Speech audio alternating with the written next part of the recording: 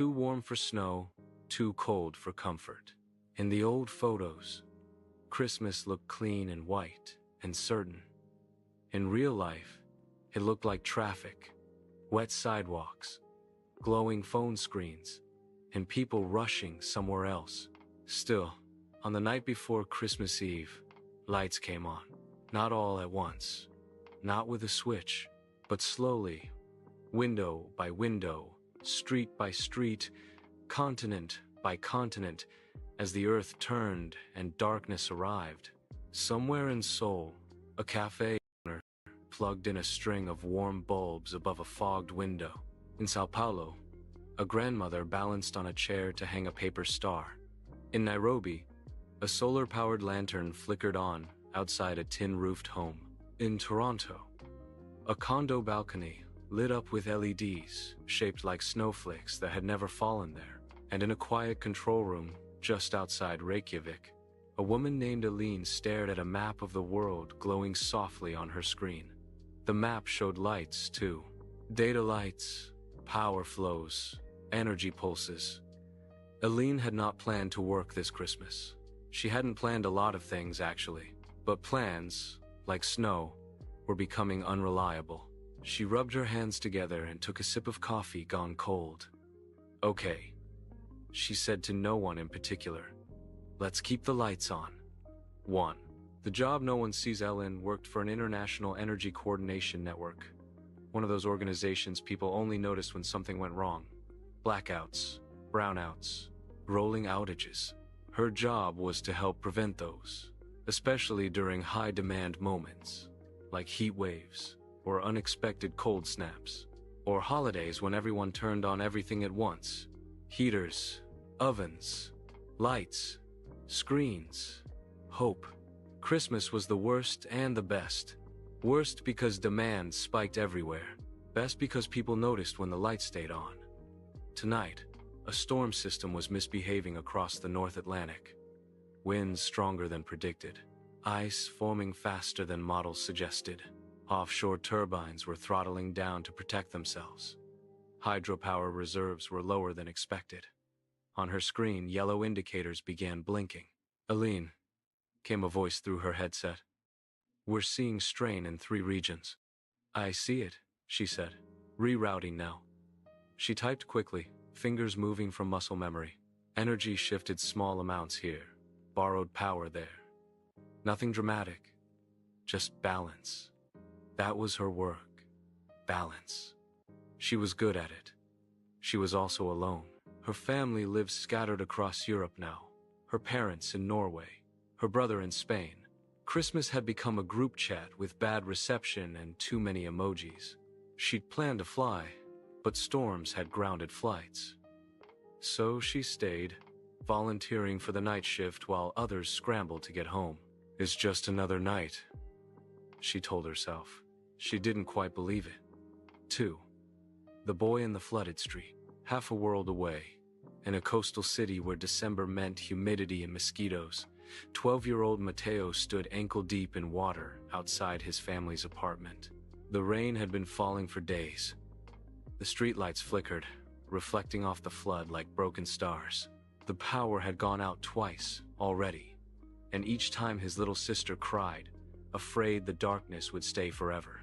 Mateo held a plastic bag above his head, protecting a small, cracked tablet inside. The tablet was old, donated by a school program, but it still worked when the Wi-Fi cooperated.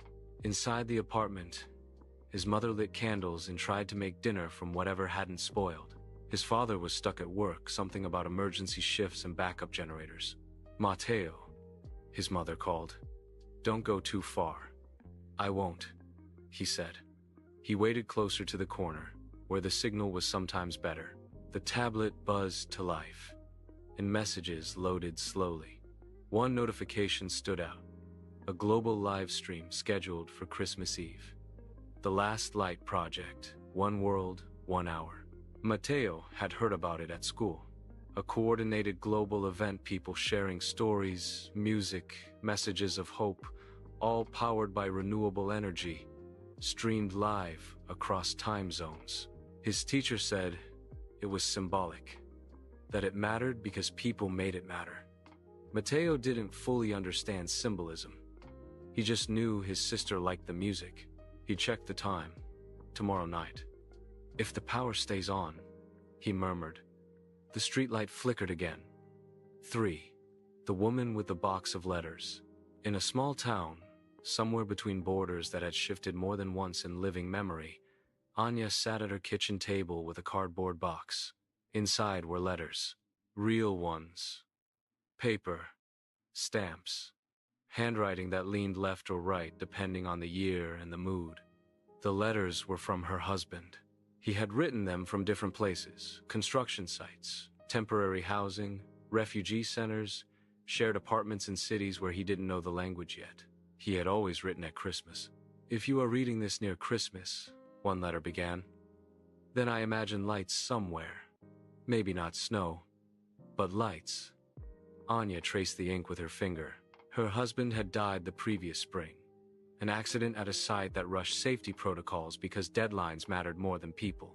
The compensation paperwork was still unfinished. The world moved slowly for grief. Outside, the town square was being decorated for the annual Christmas market.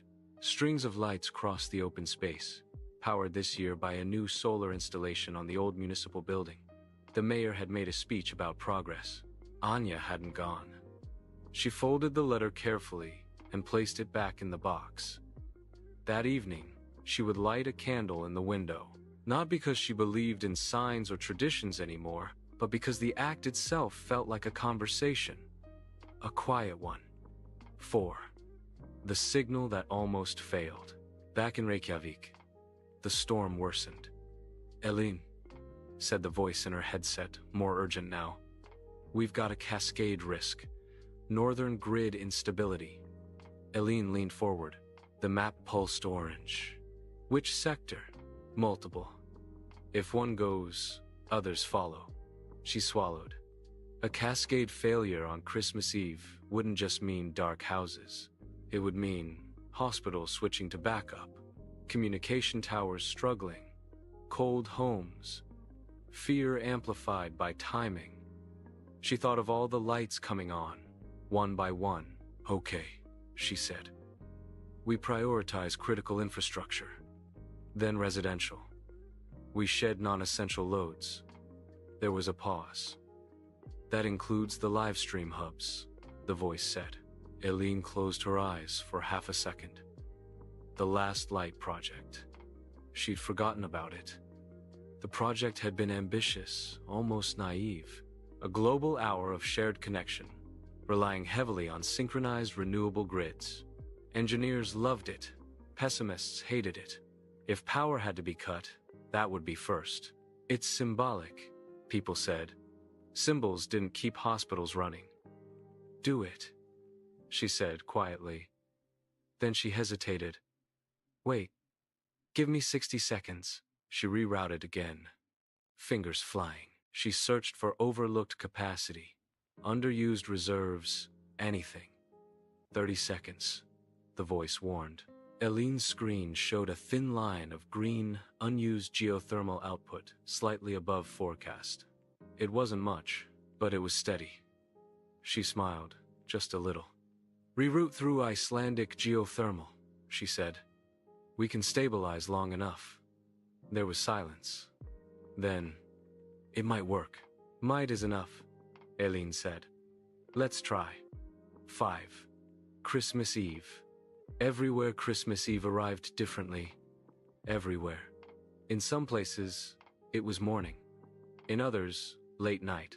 In some, it barely felt like Christmas at all. But for 1 hour, people logged on.